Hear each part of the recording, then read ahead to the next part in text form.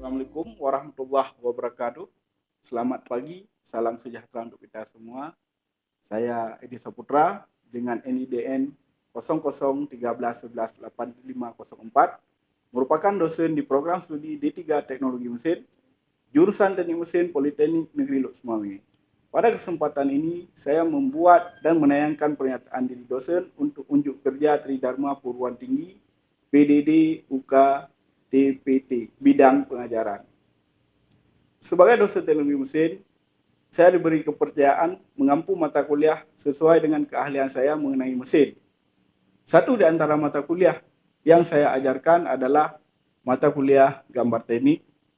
Dalam video pembelajaran, saya akan mengajarkan mata kuliah tersebut dengan kode mata kuliah TM 10911 dengan bobot SKS keseluruhan 2 SKS dengan 4 jam pelajaran dengan rincian 1 JP teori dan 3 JP praktik.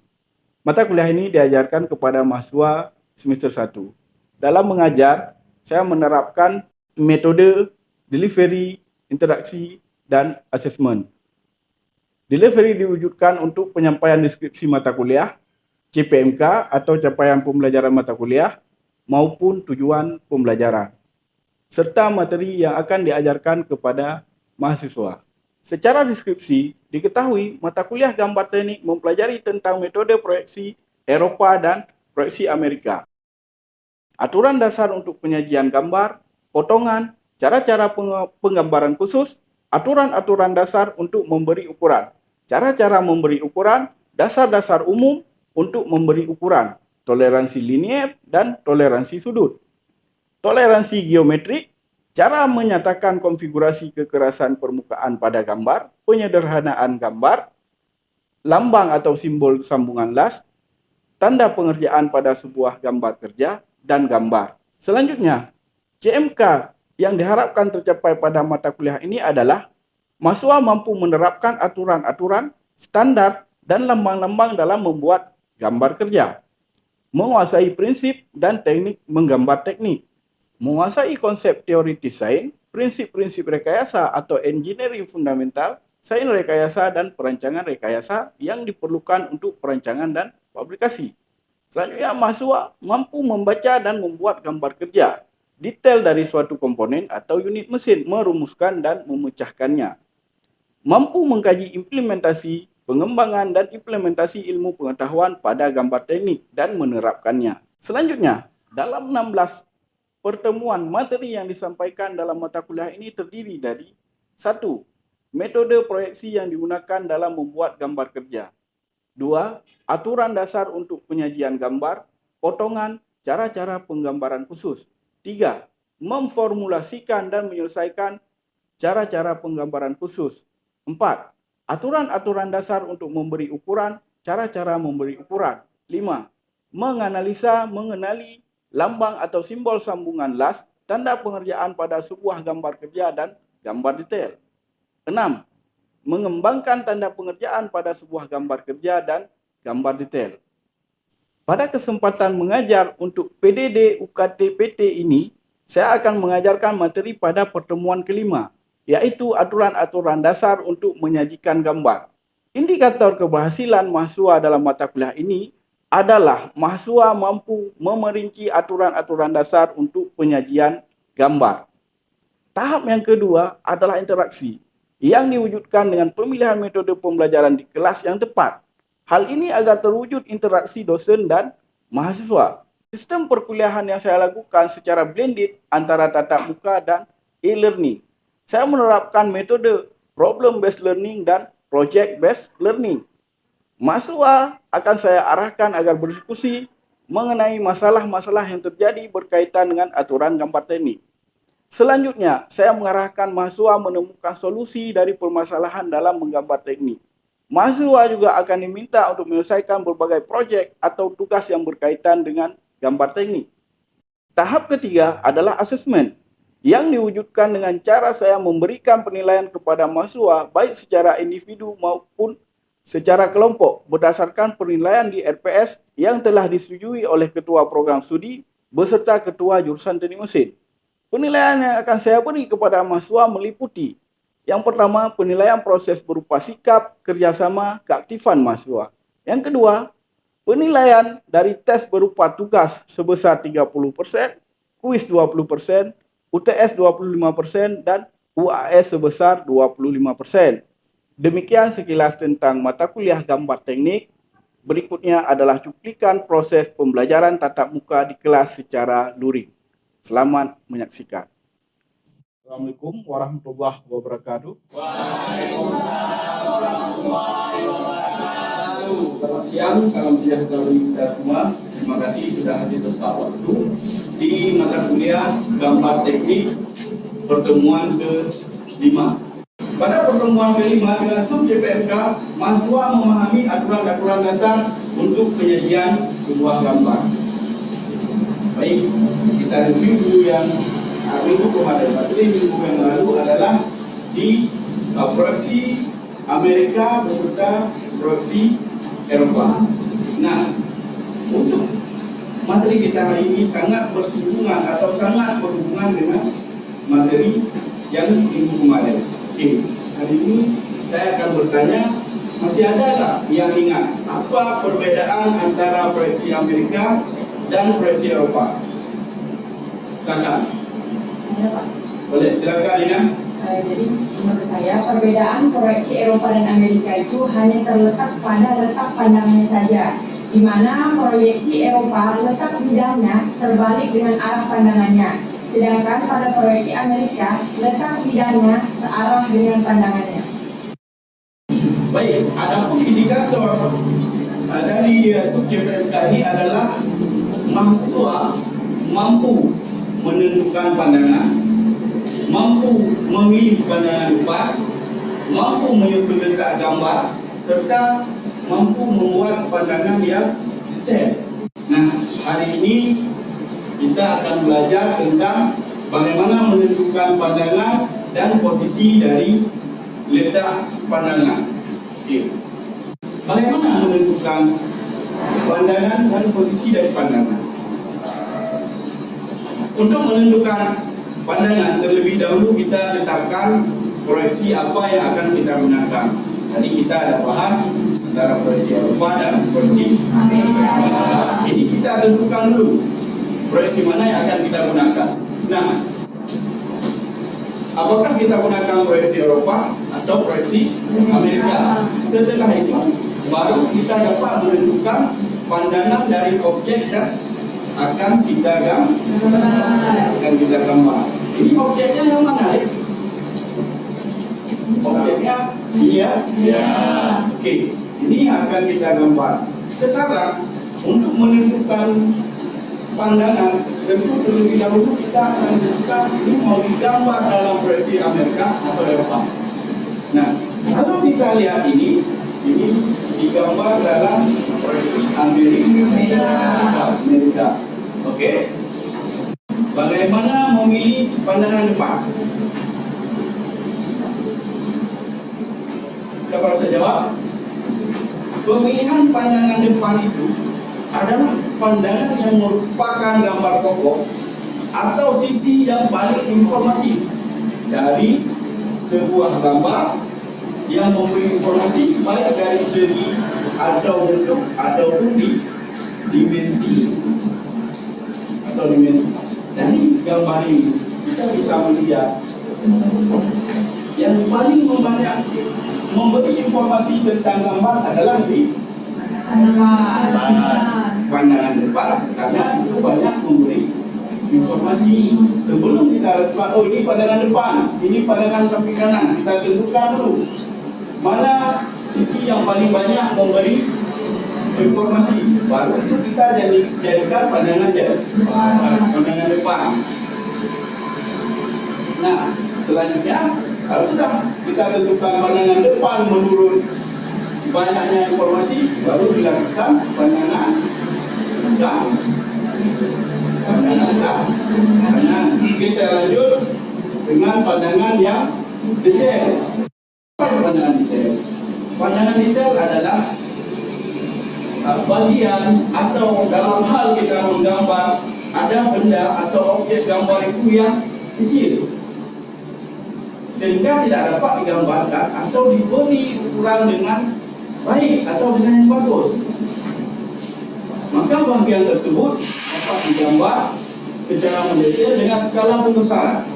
Bagian yang akan didetailkan harus dilingkari atau ditandai dengan huruf. Bagian ini digambar di tempat lain. Bagian mana bagian ini di tempat lain adalah bagian yang akan kita detailkan. Seperti contoh, ini akan didetailkan di bagian ini. Didetailkan supaya apa? Gambarnya besar, diskalakan. Gambarnya besar untuk mempermudah gambar dan diberi apa? Ukuran atau dimensi. Jelas ya? Kalau saya contohkan, kira-kira gambarnya seperti ini.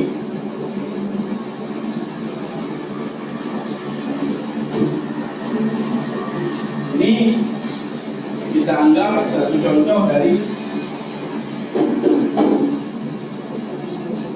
tower air. Pernah lihat ya? Nah, kira-kira seperti gambar ya? Kita mau detailkan. Di mana yang akan kita detailkan? Katakanlah di sini. Berarti kasih tanda. Bawa ke tempat lain, gambar di tempat lain dengan skala yang lebih besar. Skala yang lebih besar. Contohnya seperti apa?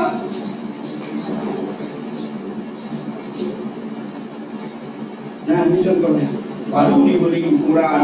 Kalau memang ada di sini pakai bautnya ukurannya berapa? Kita detailkan. Ya, kembali ke gambar ini. Berapa yang harus kita detailkan di sini? Ya, seberapa yang kita anggap bahwa ada gambar-gambar ini yang memang harus didetailkan. Kalau tidak akan kekurangan informasi. Informasi apa? Informasi dari gambar ini. Contoh, kita punya gambar, kita kirim ke bagian produksi ke operator. Operator tidak bisa membaca gambar ini karena ada yang kurang detail. Oke, saya lanjut. Proyeksi vektorial. Nah, proyeksi vektorial ini ada yang pernah baca? Oke, silakan Edil. Proyeksi vektorial ialah teknik menggambar yang menunjukkan objek yang nyata.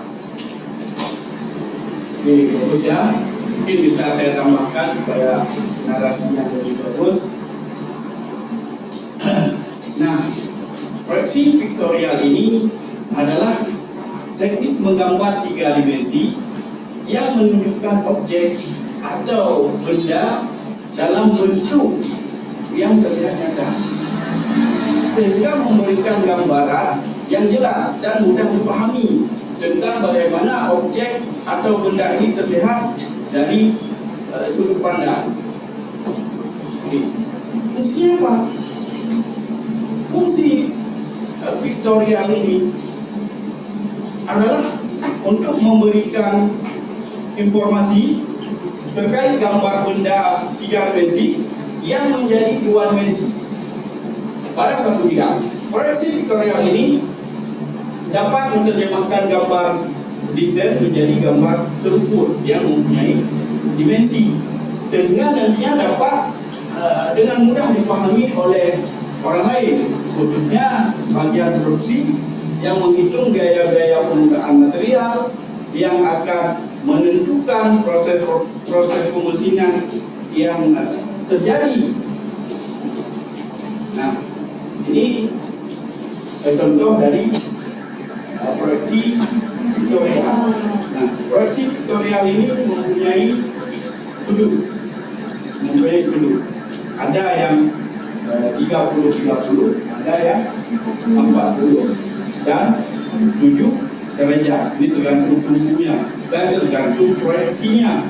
Jadi di bawah akan didapat. Jadi, nah, yang pertama ada proyeksi isometris. Oke, siapa bisa jawab proyeksi isometris ini? Silakan Farhan. Proyeksi dengan sumbu Y dan sumbu X sebesar 30 derajat. Baik, terima kasih. Ini sudah saya sebelumnya. Baik. Nah, proyeksi isometris ini adalah proyeksi yang menampilkan objek gambar secara tepat dan menggambarkan benda nyata dengan proyeksi garis sumbu X dan Y sebesar 30 derajat. Artinya apa? Sumbu X dan Y sama-sama 30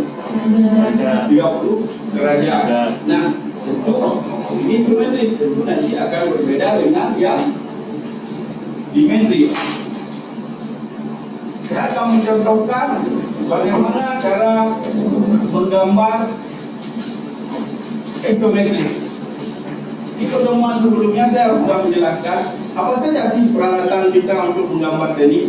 Sudah pernah kita harus punya roll segitiga, harus punya kusut, ada jangka, ada pensil. Ya. Pensil ini juga ada dua, ada yang yang tebal dan yang tipis. Fungsi yang tipis ini menarik garis bantu.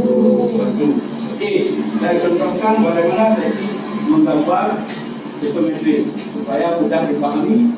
Saya praktekkan. Ini yang pertama, langkah yang pertama apa? Menarik garis bantu.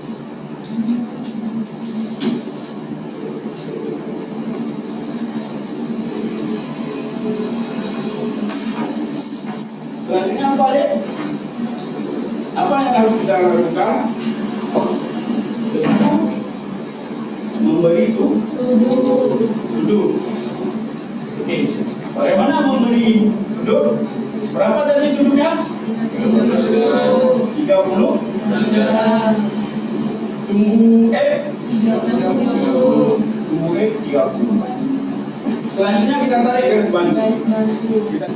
Di dalam menggambar ini juga ada teknik supaya mudah. Tekniknya seperti apa? Coba perhatikan gambar. Ini adalah bentuk satu balok. Bentuk satu balok. Bagaimana kita menggambar ini bentuk balok? Supaya garisnya sejajar. Kalau sudah ada garis bentuk, kita akan memindahkan supaya ini sejajar. Kita pindahkan garis ini sumbu apa tadi? Ke ujung bagaimana caranya? Nah, kita masing-masing sudah punya. Jadi kita harus tahu bagaimana menggunakannya. Saya contohkan supaya ini sejajar. Contohnya seperti apa? Nah, taruh di garis sumbu yang telah kita buat. Selanjutnya apa? Selanjutnya pindahkan.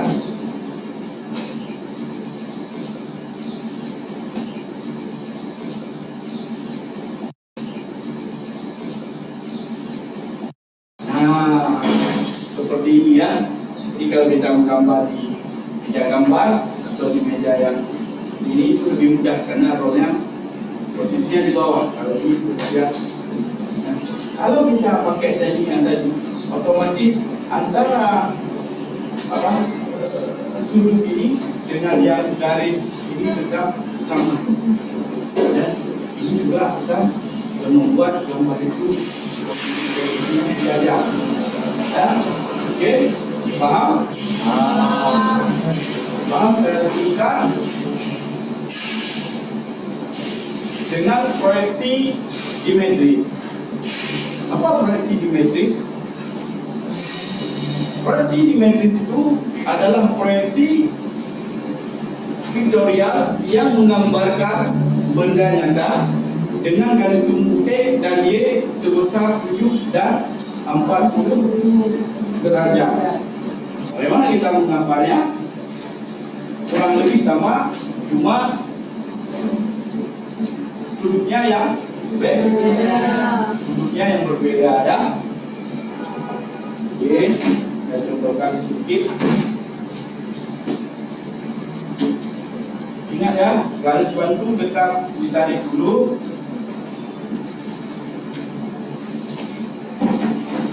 Baru diberi sudut. Tentukan aja nih titiknya di mana. Ya, tentukan aja titiknya di mana. Oke, saya ada motifnya di sini. Ada busurnya yang pas. Busurnya yang pas. Berapa tadi? 40 dan 7 ya.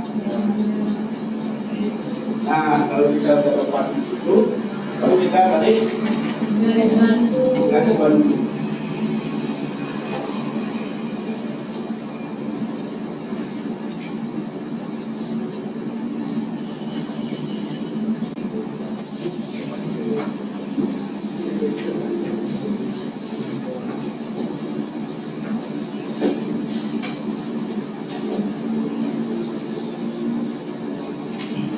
Oke.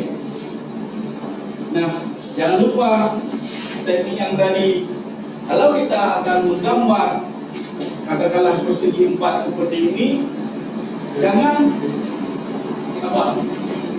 Jangan diukur dari garis pinggir. Setiap kertas gambar ada garis pinggir, ya kan? Ya. Ada garis pinggir. Di gambar ini ada namanya sumbu Z. Sumbu Z yang tidak lurus. Oke, gambar aja sumbu Z-nya. Gambar aja sumbu Z-nya. Nah, mana menggambarkan yang sumbu Z itu? Posisikan roll itu sejajar dengan garis bantu. Ya, sejajar dengan garis bantu. Nah, baru ditarik lagi. Wah, ini asal tarik atau harus kita beri ukuran dulu? Ini tadi fungsinya pensil 2H dan 2B. Nah, kita tarik garis ini dengan 2H dengan pensil yang tipis. Boleh lebih, boleh kurang. Seandainya ada ukuran. Kalau lebih nanti tinggal ditambah. Nah, gimana caranya lagi? Copy sumbu Z tadi ke ujung sumbu Y. Ini sumbu Y kan? Ini sumbu Z. Gimana caranya? Itu tadi yang saya bilang. Jangan mengukur sumbu ini dengan garis tinggi. Gimana maksudnya dengan mengukur? Jangan ambil roll, hitung dari sini ke sini berapa? Ya, atau dari sini ke sini berapa? Baru di atasnya dari sini ke sini berapa? Lalu ada dapat ini baru tarik garis. Itu salah. Itu tidak akan sejajar dengan musuh-musuh. Gimana caranya?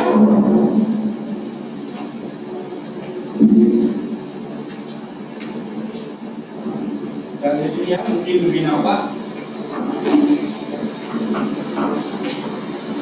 Nah.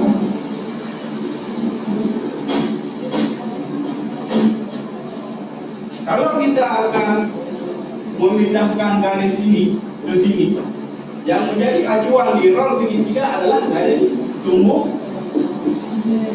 Z. Ya, menjadi acuan garis dari sumbu Z. Nah, taruh roll segitiga satu lagi, langsung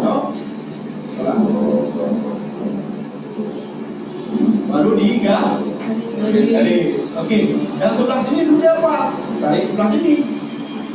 Sebelah sumbu Z, sumbu E. Oke? Nah, ini bagaimana ini dalam memegang roll segitiga. Nah, ini perlu. Kenapa perlu? Karena gambar ini bukan hanya teori, tetapi kita dikejar juga oleh harus bisa skill, punya keterampilan. Kita punya keterampilan. Oke. Kita lanjut ke proyeksi miring atau yang sejajar. Apa sih proyeksi miring? Proyeksi miring adalah proyeksi atau gambar di mana garis-garis proyeksi tidak tegak lurus pada bidang proyeksi, namun membentuk sudut sembarang atau miring. Nah, permukaan depan dari benda proyeksi ditempatkan dengan bidang kerja proyeksi sehingga membentuk permukaan depan tergambar seperti yang sebenarnya. Permukaan depan yang mana? Permukaan depan membentuk seperti gambar yang sebenarnya. dia tidak gambar ini proyeksi ini tidak mempunyai sudut di sumbu X. Di sumbu X.